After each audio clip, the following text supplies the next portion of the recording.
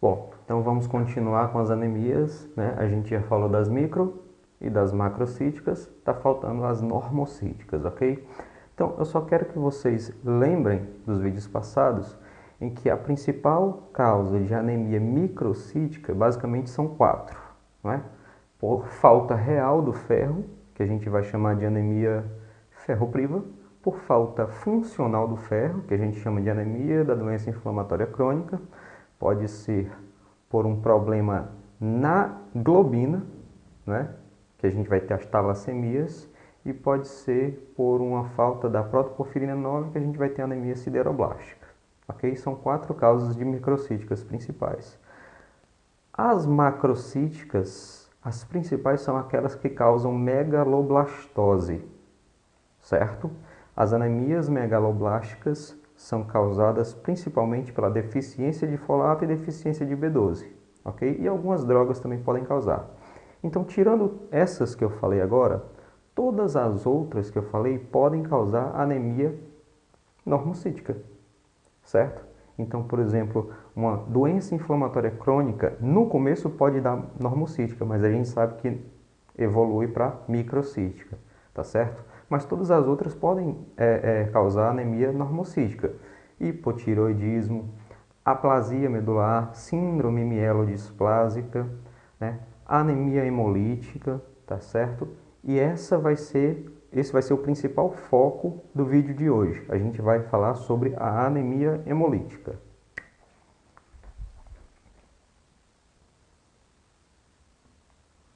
Anemia hemolítica, tá certo? Então, para iniciar, a gente tem que saber primeiro, né, o que seria hemólise. Então, o que é a hemólise? A gente vai ter que entender que a destruição da célula não significa necessariamente hemólise, ok? A célula vermelha que eu estou falando, tá certo? A hemácia. A hemácia ela tem aproximadamente uma vida média de 120 dias. Depois de 120 dias ela envelhece, passa pelo baço, o baço reconhece que ela está velha, destrói ela, para reaproveitar o que ela tem, os subprodutos, digamos assim, lá da hemoglobina, certo? Isso não é hemólise, é um processo natural. Agora, se a destruição da hemácia estiver ocorrendo de forma anômala antes dos 120 dias, a gente vai dizer que é hemólise, ok? Outra coisa, não confundir hemólise com eritropoiese ineficaz. Hemólise acontece por destruição da hemácia. Eritropoiese ineficaz acontece pela morte do eritroblasto, porque de alguma forma ele não conseguiu se desenvolver, tá certo? Então, a hemólise ela pode ser de dois tipos. A gente pode ter a hemólise do tipo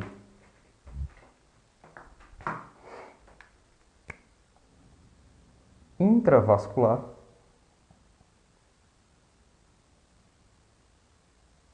e a hemólise extravascular. A hemólise que acontece dentro do vaso e a hemólise que acontece fora do vaso, ok? Quando a hemólise ocorre por conta, por exemplo, de um macrófago, sei lá, um macrófago que estava lá no baço, destruiu a célula, fez uma hemólise da célula no baço. Essa é a hemólise extravascular, ok? É a hemólise causada por uma fagocitose da hemácia. Então nós temos aqui o macrófago, ok? O macrófago fagocitou a hemácia, destruiu a hemácia dentro dele e a hemácia vai liberar hemoglobina dentro do macrófago, ok? A hemoglobina então vai ser quebrada dentro do macrófago e vai formar o quê? Grupamento M mais globina. E a gente sabe que o M nada mais é do que o ferro mais a protoporfirina 9, não é? Então vamos fazer assim. A hemácia foi destruída, vai liberar o ferro, vai liberar a protoporfirina 9, que eu vou abreviar assim, ok? E vai liberar a globina. Para onde o ferro vai? Ele vai ser reaproveitado, né? A gente sabe que o ferro não sai do organismo, ele só entra. Então, o ferro ele vai ser captado por aquela proteína que capta sempre 2 moléculas de ferro, como eu já havia explicado nos outros vídeos, que é a transferrina. Então, ela vai pegar aqui 2 moléculas de ferro e vai transportar ela para onde ela é necessária, ok? O que que acontece com a globina? E o que que acontece com a protoporfirina 9? A protoporfirina 9 começa a ser degradada e ela primeiro vira um produto que a gente conhece como biliverdina. Tá horrível isso aqui, deixa eu apagar.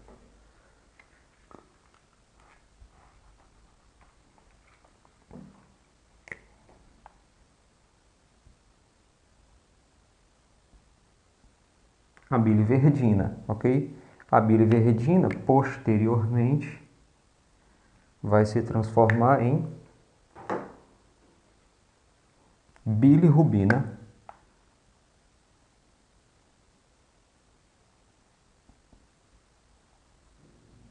indireta.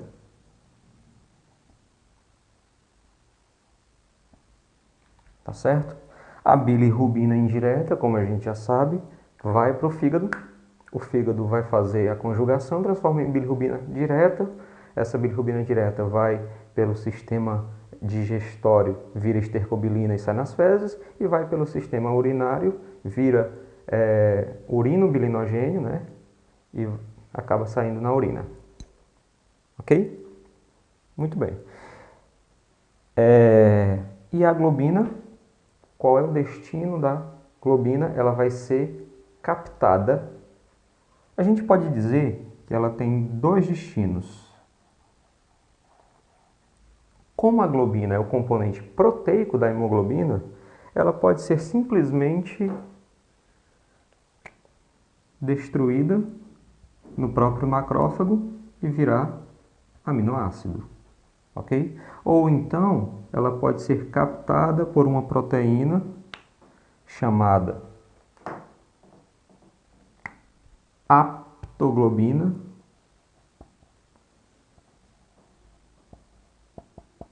certo?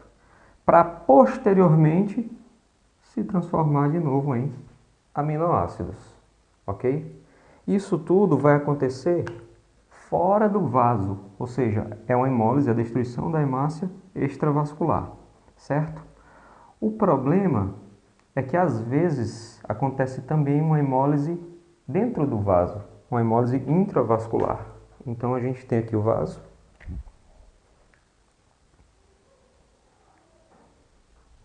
Está aqui o vaso. Está aqui a hemácia.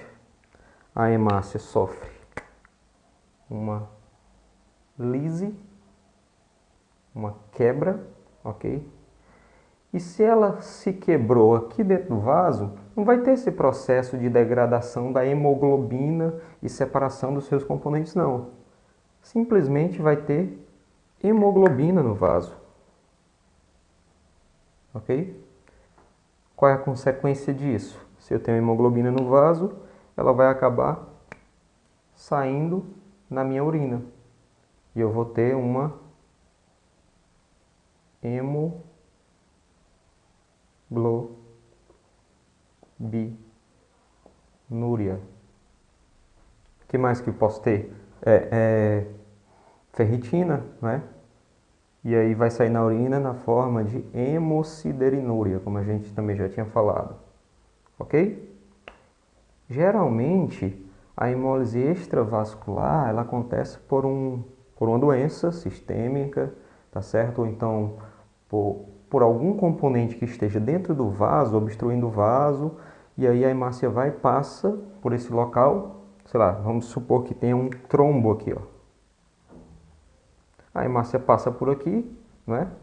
e aí o fluxo é rápido, a hemácia acaba se chocando com esse trombo e sofre uma lise, uma quebra, ela se destrói. Então a hemólise intravascular não vai acontecer por causa de um macrófago. No caso aqui vai ser a extravascular. Tá certo? Ok até agora? Muito bem.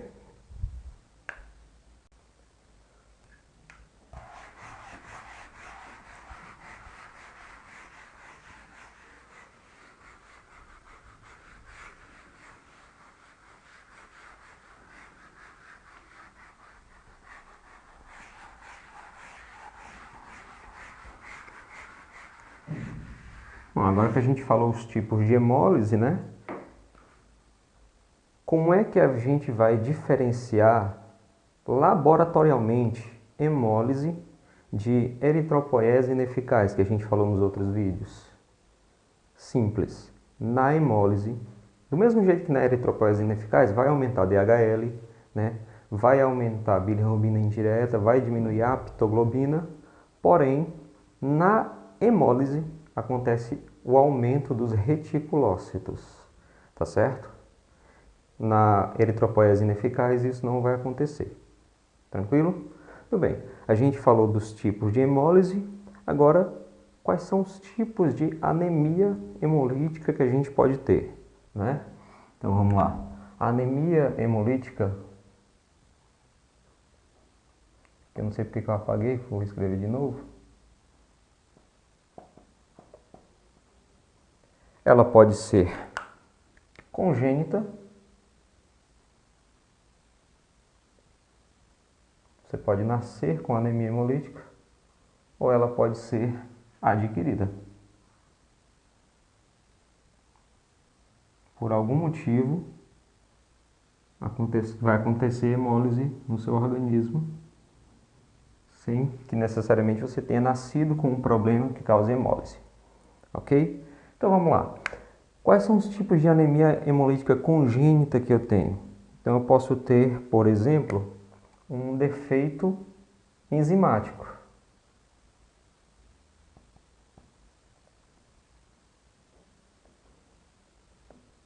Um defeito nas minhas enzimas de produção das hemácias. Por exemplo, aqui a gente vai ter uma doença na enzima G6PD, ok? Ou então a gente pode ter uma doença na piruvato quinase, certo? Além disso, a gente pode ter um problema não nas enzimas, mas um defeito na membrana. Na membrana plasmática. O defeito da membrana mais comum na anemia hemolítica congênita vai ser a esferocitose hereditária. Certo? Como o nome já está dizendo, a hemácia ela vai perder membrana e vai acabar virando uma esfera e não aquele disco bicôncavo que a gente está acostumado a ver. Tá certo? Também tem a eliptocitose. E eu posso ter um defeito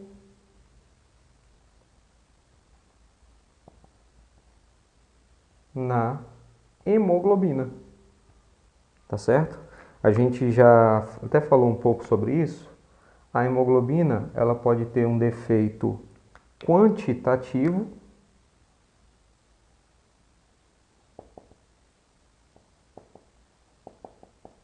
ou um defeito qualitativo.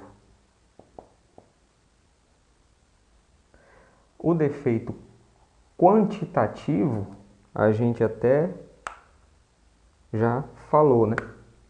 São as talassemias, ok? E nesse caso em especial, e também na esferocitose, a gente vai ter microcitose, tá certo?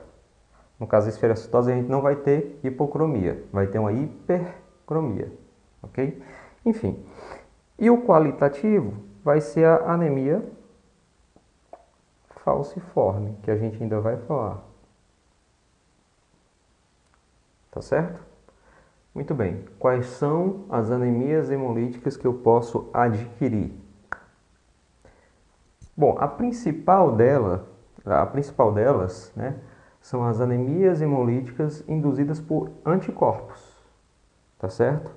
E aí, se eu posso ter um problema com anticorpos. Nesse caso, eu posso ter uma anemia hemolítica de dois tipos. Uma anemia hemolítica autoimune,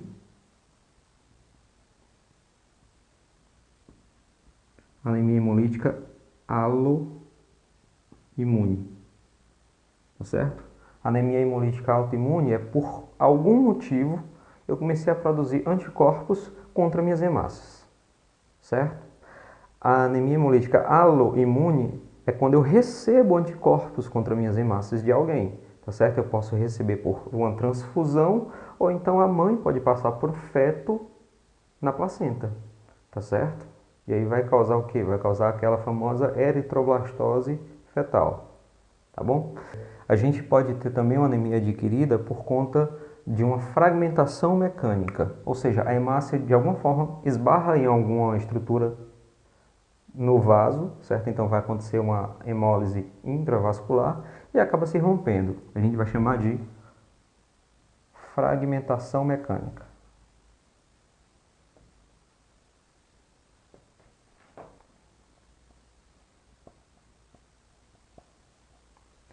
E na fragmentação mecânica, a gente tem vários motivos. Pode ser um problema na válvula, certo?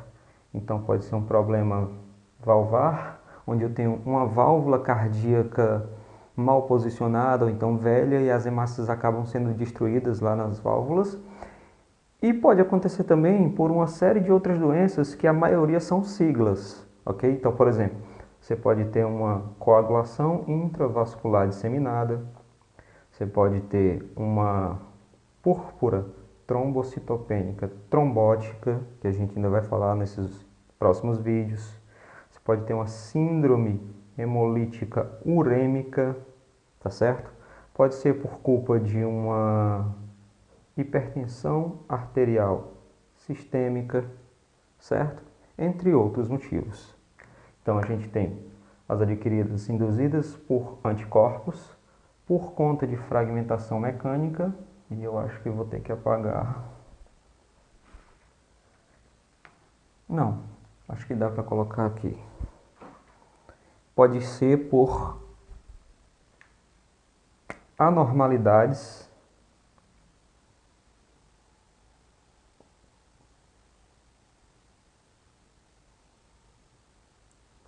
na fixação das proteínas.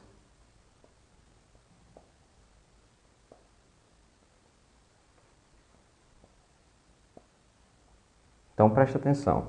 Anormalidade na fixação das proteínas. Eu tenho proteínas que se fixam na minha membrana plasmática do glóbulo vermelho, certo? E quando eu tenho, e elas nos protegem de algumas situações, tá certo? Por exemplo, do sistema complemento.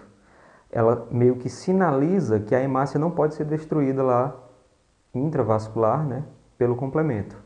Pode acontecer de eu perder de alguma forma essas proteínas, perco a fixação dessas proteínas, ou seja, eu perdi o sinalizador, eu perdi quem estava dizendo para o complemento que eu não sou o invasor.